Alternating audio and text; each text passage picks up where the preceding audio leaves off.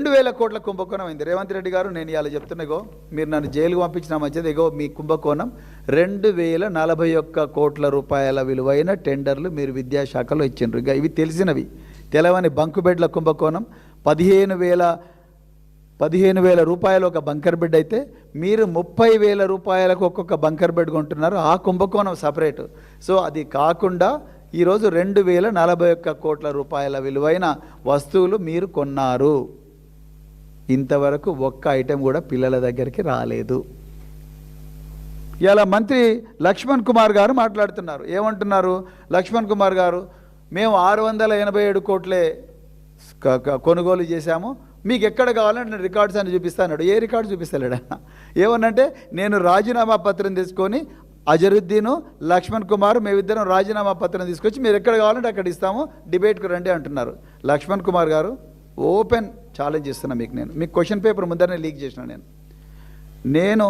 మేమందరం కూడా జూన్ 2వ తారీఖు నాడు 11 గంటలకు సోమాజిగూడ ప్రెస్ క్లబ్కి వస్తాం.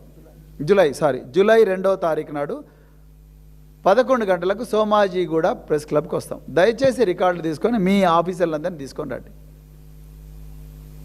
మీకు క్వశ్చన్ పేపర్ ముందరనే లీక్ చేస్తున్నాం. మేము ప్రెస్ మీట్ పెట్టే చెప్తున్నాం మా కన్సర్న్స్ ఇవి, మీ దగ్గర ఏం సమాచారం ఉందో తీసుకురా. మేము ఓపెన్గా చెప్తున్నాం. మీ దాంట్లో ఒక గూడు పుటాన్ని జరిగింది. మీకు ఒక వ్యక్తికి, ఒక గ్రూప్ ఆఫ్ వ్యక్తులకు కాంట్రాక్టులు రావాలని మీరు అనుకున్నారు. వాళ్ళ దగ్గర నుంచి మీరు దొడ్డిదారిన కమిషన్ తీసుకోవాలనుకున్నారు. వాళ్ళకు అనుకూలంగానే మీరు టెండర్ నిబంధనలన్నీ కూడా మార్చిండ్రు. తెలంగాణ బిడ్డలకి ఎవరికి ఓపెన్గా టెండర్ రాకుండా ఇగో మఫత్లాలు డ్రగ్స్ సప్లై చేసిన చింతామణి పారుషనాథ్ అంటోనికి ట్రంక్ బాక్సులు ఇచ్చిండ్రు.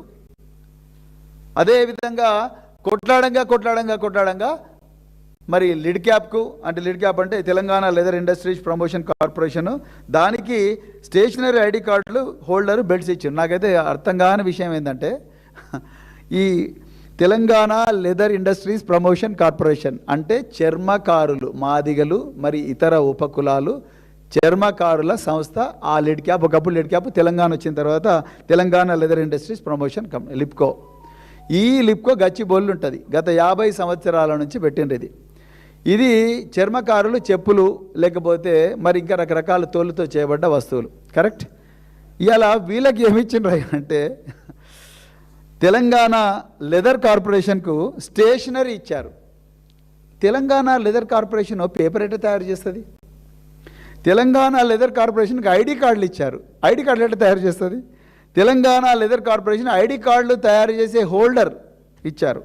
అదేవిధంగా తెలంగాణ లెదర్ కార్పొరేషన్ టైస్, అంటే పిల్లలు కట్టుకునే టై తయారు చేయమన్నారు. బెల్ట్ తయారు చేయమన్నారు. ఆ బెల్ట్ ఏమో రెగ్జిన్తో తయారవుతుంది, బట్టతో తయారవుతుంది. అంటే ఇంత ఘోరమా? దీని అన్నీ చూడడానికి కోసం ఒక 5-6 మంది ఆఫీసర్లను డెసిగ్నేట్ చేశారు. Bala Maya Devi IAS, Mafatlal industries shoes, socks, school bags. Mafatlal ఏమో టెక్స్టైల్ తయారు చేస్తాడు, కానీ వానికి షూస్, సాక్స్, స్కూల్ బ్యాగ్స్ వచ్చినాయి.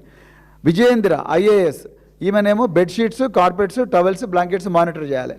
షఫీయుల్లా ఐఎఫ్ఎస్ ప్లేట్స్, గ్లాసు, కటోరా, స్పూను, కప్పు, ట్రంక్ బాక్సెస్.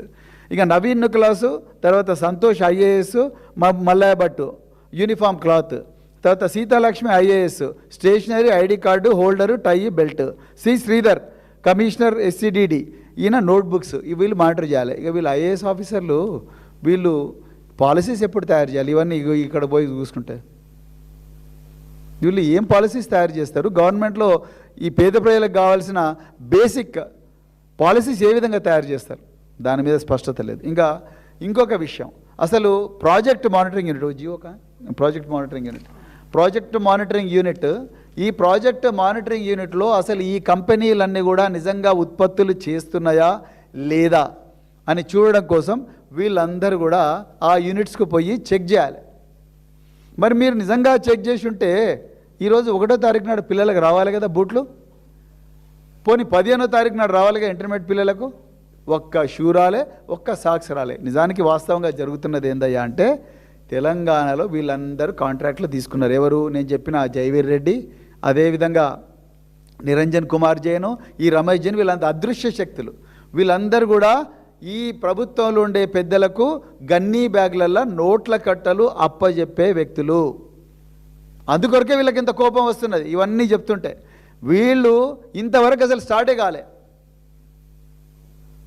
వీళ్ళు ఇప్పుడు ఏం చేస్తున్నారు, ఇక చూడు మాకు పర్చేజ్ ఆర్డర్స్ వచ్చినాయి, మా దగ్గర ఆర్డర్స్ ఉన్నాయి, గవర్నమెంట్ ఆర్డర్లు ఇచ్చింది, ఇప్పుడు డబ్బులు తీసుకురండి, మీకు సబ్ కాంట్రాక్ట్ ఇస్తాం, ఇగో మాకు కమిషన్ ఇవ్వండి, మేము పైన కమిషన్ ఇచ్చేది ఉన్నది, ఇప్పుడు మీకు సబ్ కాంట్రాక్ట్ ఇస్తామని చెప్పి మొత్తం రోడ్డు మీద పట్టుకొని తిరుగుతూ ఉన్నారు.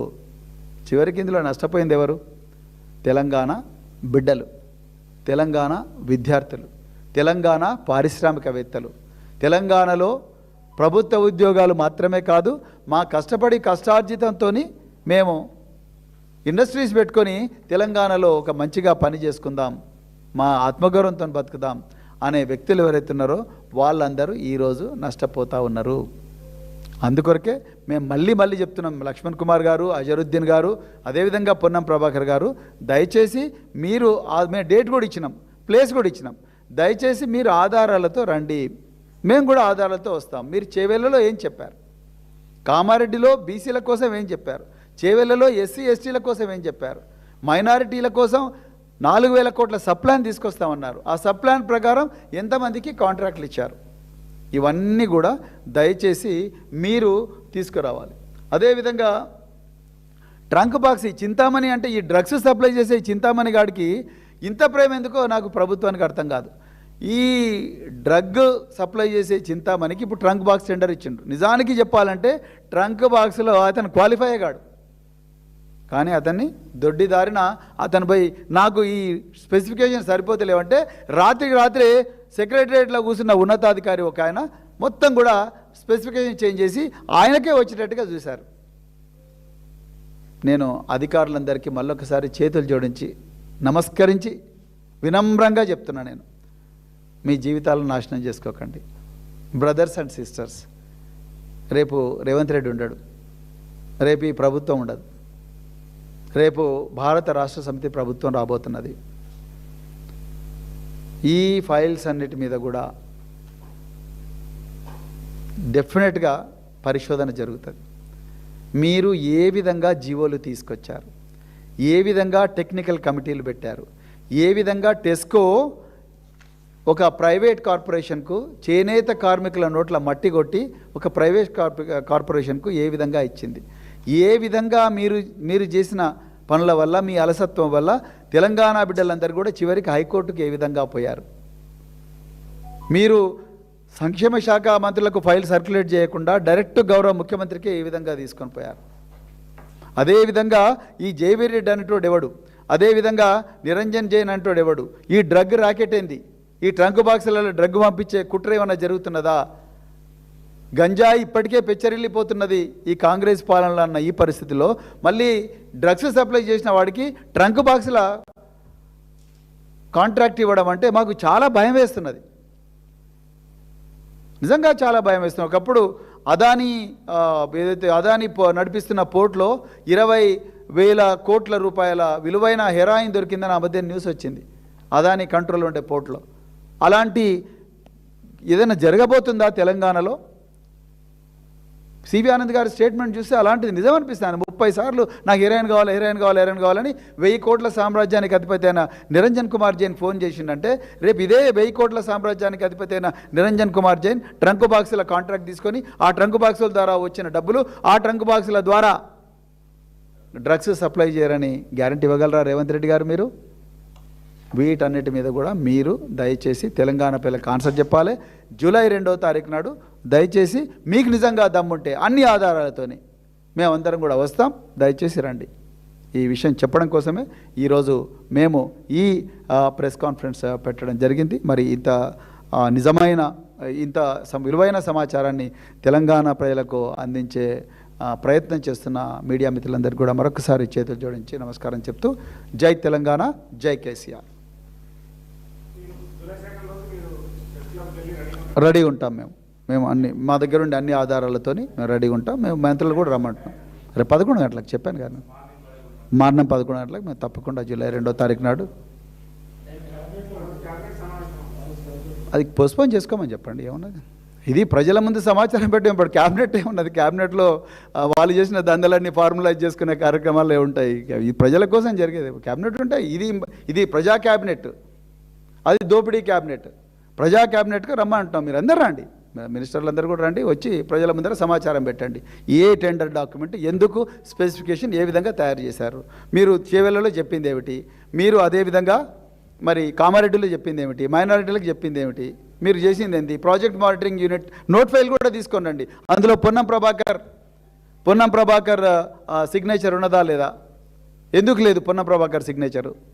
మరి project monitoring unit BC welfare కూడా సప్లై చేస్తుందిగా, మరి పొన్నం ప్రభాకర్ సిగ్నేచర్ ఎందుకు లేదు, ఆయన ఏం పాపం చేసిండు, దాని మీద కూడా కావాలి. అజరుద్దీన్ ఎందుకు సిగ్నేచర్ చేయలేదు, అడ్డూరు లక్ష్మణ్ కుమార్ ఏమైనా రాసిండా దాని మీద, దాని కింద సెక్రటరీ ఏం రాశారు? నిజంగా ప్రాజెక్ట్ మానిటరింగ్